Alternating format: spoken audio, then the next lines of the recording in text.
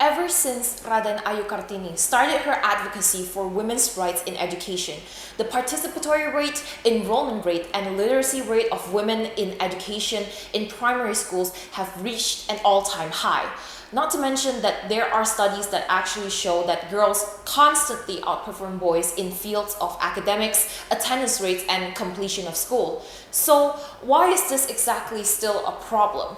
It's true that the participatory rate and enrollment rate of girls currently are higher than their male counterparts, but that's only true in major cities. In rural areas, however, girls are still at a risk for dropping out early due to early marriage, poverty, or even domestic responsibilities. In the secondary and tertiary levels, while female enrollment is relatively high in certain fields like humanities or social sciences, girls are still underrepresented in fields of STEM disciplines, student leadership, and political organizations. In Indonesia, women make up over 37% of STEM graduates in universities. Sounds really relatively good, right? But here's the catch. Only 8 to 30% of those graduates actually go to work in STEM careers. That's a huge gap.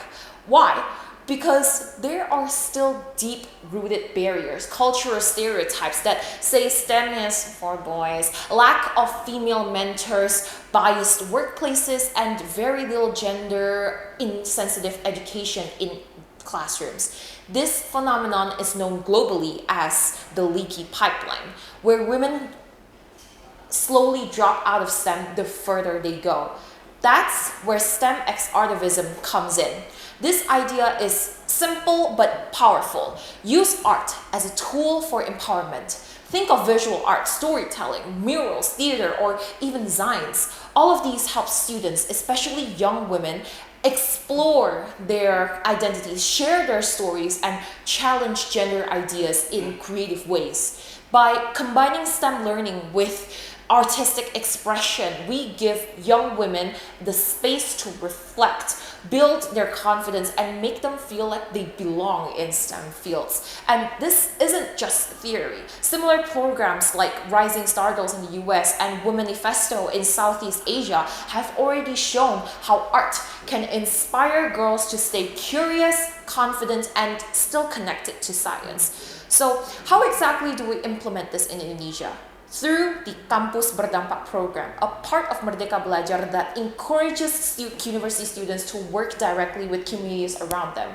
In STEM x artivism, students can launch real projects, from painting community murals on women in science, to performing plays about gender bias in tech, to creating short videos telling their STEM journeys. These projects help students to learn by doing, foster public awareness, and build stronger ties between science, society, and culture.